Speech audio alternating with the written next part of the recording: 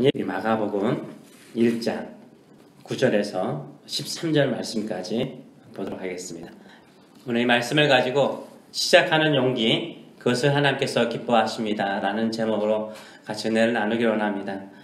예수님은 누구십니까? 예수님은 1절에서 선언하신 것처럼 하나님의 아들이시며 그리스도이십니다. 예수님은 하나님의 아들로서 이 땅에 오셔서 가장 먼저 하신 공생의 첫 사역이 무엇이었습니까? 바로 세례 요한의 세례를 받는 것이었습니다. 세례 요한이 요단강에서 세례를 베푸면서 사역하던 시기에요. 갈릴리 나사렛 동네에서 나오셔서 요단강에 있는 세례 요한에게 오셔서 세례를 받으셨습니다.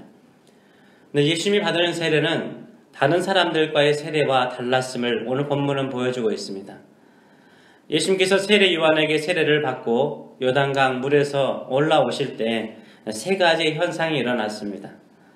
10절과 11절의 말씀을 보게 되면 이렇게 기록되어 있습니다.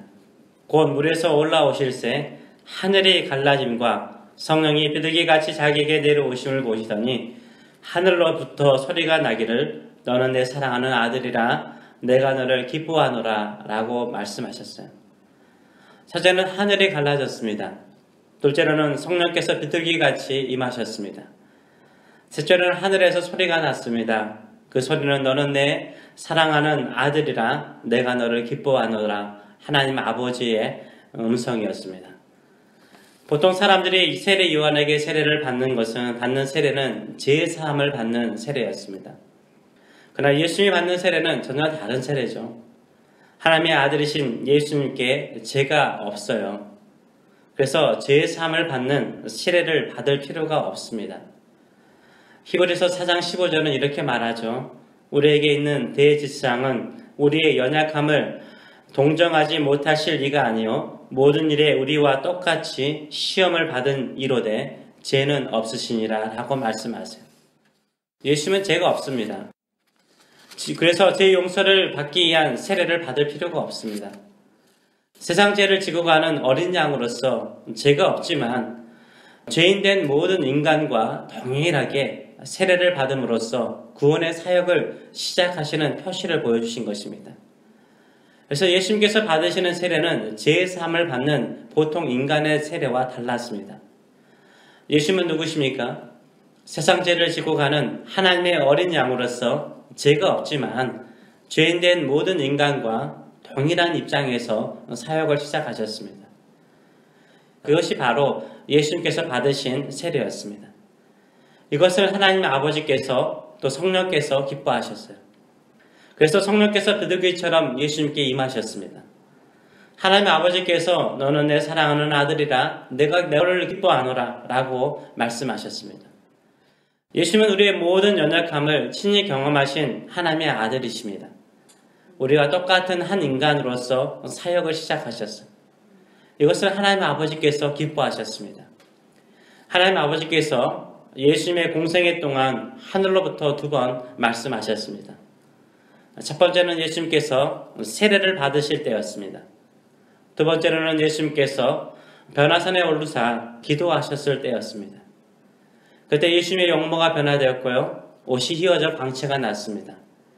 이때 하나님 아버지께서 제자들에게 무엇이라고 말씀하셨습니까?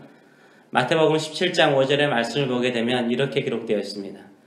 호련히 빛난 구름이 그들을 덮으며 구름 속에서 소리가 나서 이르시되 이는 내 사랑하는 아들이요 내 기뻐하는 자니 너희는 그의 말을 들으라 라고 말씀하셨어요. 하나님 아버지께서 직접 예수님을 나의 사랑하는 아들이요 내가 기뻐하는 자라 라고 말씀하셨어요.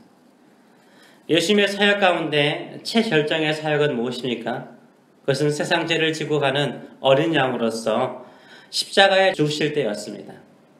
근데 그때에는 하나님 아버지께서요 침묵하셨어요. 나 예수님께서 죄인된 인간과 동일하게 연약함을 가지고 세례를 받으실 때에는 직접 하늘을 열고 말씀하셨어요. 너는 내 사랑하는 아들이라 내가 너를 기뻐하노라. 사역의 중반이 되어서 따르던 사람들이 떠나가고 대적하는 자들이 일어나기 시작하였습니다. 힘든 일들이 많아지기 시작하였어요. 그때 예수님께서 산에 오르사, 밤에 산에 오르사 기도하셨어요. 이때도 하나님 아버지께서는 이는 내 사랑하는 아들이라 내가 기뻐하는 자라 라고 말씀하셨어요. 하나님께서 예수님의 사역 가운데 격려의 메시지를 보내는 것을 보게 되면 언제 하나님께서 우리를 기뻐하시는가, 우리를 격려하시는가를 알 수 있습니다. 언제입니까? 시작할 때요. 연약한 한 인간으로서 주의 뜻을 이루기 위해서 시작할 때요. 믿음으로 시작할 때 하나님께서 기뻐하시고 격려해 주시는 것. 둘째는 어렵고 힘들수록 더욱 깨어서 일어나 기도할 때요. 외롭고 힘들수록 더욱 기도할 때 하나님께서 기뻐하고 직접 격려해 주시는 것입니다. 예수님은 원래 하나님의 아들이시며 하나님의 아버지의 기쁨 그 자체이시죠. 그런데도 죄인된 한 인간과 동일하게 세례를 받으실 때는 기뻐하셔서 하늘을 열고 말씀하셨어요. 하나님께서 자녀된 우리를 물론 기뻐하시죠. 그러나 특별히 우리가 연약할 때 나약한 인간으로서 주께서 부르신 사명을 감당하려고 시작할 때 더욱 기뻐하세요. 믿음으로 도전하고 시작할 때 진정으로 기뻐하세요. 우리는 무엇인가 시작하려고 할 때는요, 잘 할 수 있을까? 좋은 결과를 얻을 수 있을까? 혹시 실패하지 않을까? 어떤 업적이나 결과를 먼저 생각해서 시작하지 못하는 사람들이 많습니다. 모든 결과와 과정을 다 하나님께 맡기고요. 주님의 말씀에 순종하여 약함 중에도 부족함 중에도 믿음으로 시작하는 것을 하나님이 기뻐하세요. 믿음으로 도전하고 시작하면요, 성령께서 함께 하시고요, 아름다운 결말과 열매로 축복하여 주실 줄 믿습니다. 새해에 부족하고요, 연약하지만 주의 말씀을 붙들고요, 시작하고자 하는 일이 있습니까? 도전하시기 바랍니다. 시작하시기 바랍니다. 하나님께서 부르시고 말씀하신 사명을 시작하려고 할 때 내 자신이 너무 연약하고 부족합니까? 그래도 그 약함과 부족함으로 시작하려고 할 때 하나님이 기뻐하세요. 너는 내 사랑하는 아들이다. 너는 내 사랑하는 딸이다. 내가 너의 그 모습을 기뻐하노라 고 말씀하십니다. 예수님의 첫 사역은 죄인된 우리 인간과 동일하게 세례를 받는 것으로 시작하셨습니다. 우리의 연약함을 그대로 가지고 출발하신 거예요. 그것이 하나님 아버지의 기쁨이었습니다. 우리도 연약하고 부족하지만 믿음으로 말씀대로 살고자 다시 시작하시길 축원합니다. 또한 어렵고 힘들수록 더욱 기도하시길 축원합니다. 그러면 하나님께서 말씀하세요. 너는 나의 아들답다. 너는 나의 딸답다. 격려하세요. 지금 시작하는 너의 모든 헌신과 기도를 내가 기뻐하노라 라고 말씀하십니다. 예수님께서 세례를 받으실 때 성령께서 비둘기처럼 예수님께 임하셨습니다. 그리고 성령께서 예수님을 어디로 이끌어 가셨습니까? 사람들이 많은 시장이나 광장으로 인도하여 사역하게 하셨습니까? 아닙니다.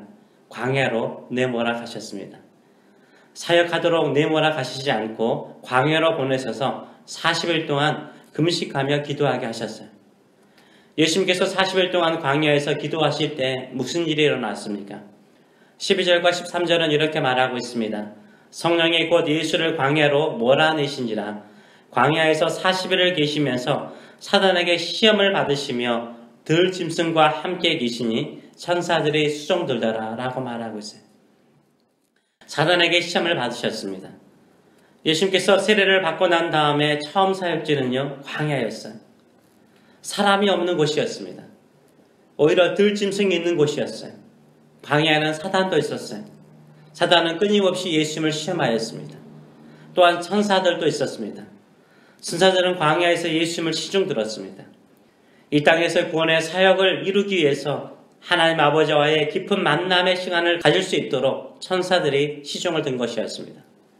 이것은 무엇을 말합니까? 우리의 첫 사역은 무엇입니까? 뭔가를 새롭게 시작하는 사람이 가장 먼저 해야 되는 것은 무엇입니까? 사람에게 먼저 가는 것이 아니라는 거예요. 광야는 사람들이 거의 없는 곳이잖아요. 사람의 방해를 받지 않고 하나님 아버지와 만나기 가장 좋은 곳이 광야인 것. 하나님께만 집중할 수 있는 곳이 광야인 거죠. 우리가 하나님께 가까이 가려고 하면 반드시 사단의 유혹과 시험이 있어요. 보통 높은 산봉우리를 정복하는 사람들의 이야기를 들어보면 그날따라 바람이 많이 불고 산사태가 일어나는 것처럼 우리가 하나님께 더 가까이 나가려고 하면요, 나가지 못하도록 방해하는 방해꾼들이 있어요. 여러 가지 환경이라든가 여건이라든가 특별히 영적인 세력인 사단이죠. 사단의 시험이 있을지라도 우리는 어떻게 해야 됩니까? 가장 먼저 기도해야 되는 거예요.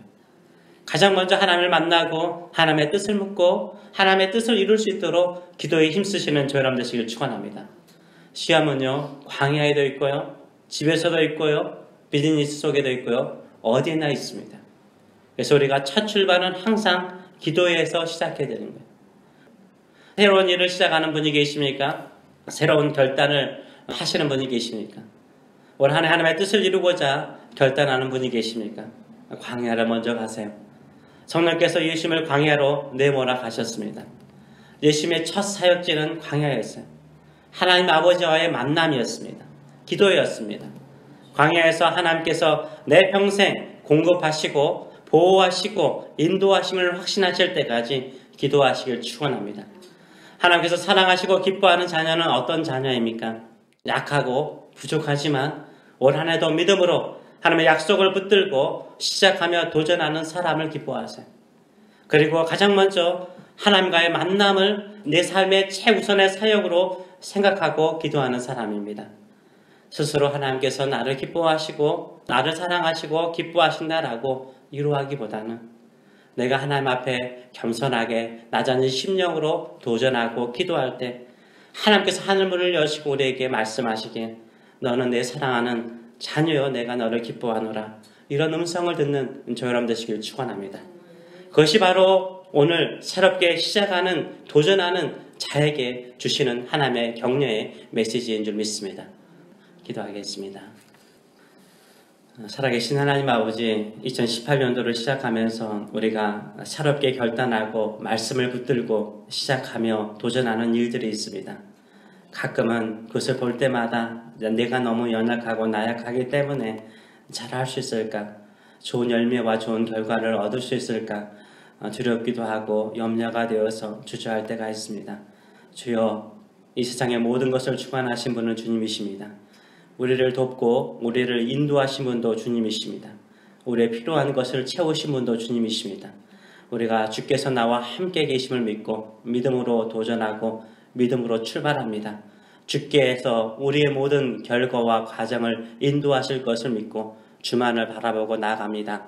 주여, 우리를 도우셔서 주의 뜻을 이루어 주시옵소서. 주의 나라가 이 땅에 우리의 가정 안에 우리 교회 안에 임하는 역사 일어날 수 있도록 축복하여 주시옵소서. 가장 먼저 주님과 만나고 주님께 기도하고 주의 뜻을 묻고 그 뜻 안에서 하나님 아버지 출발하는 인생들 될 수 있도록 은혜 도하여 주시옵소서. 감사드리며 예수님의 이름으로 기도합나이다. 아멘.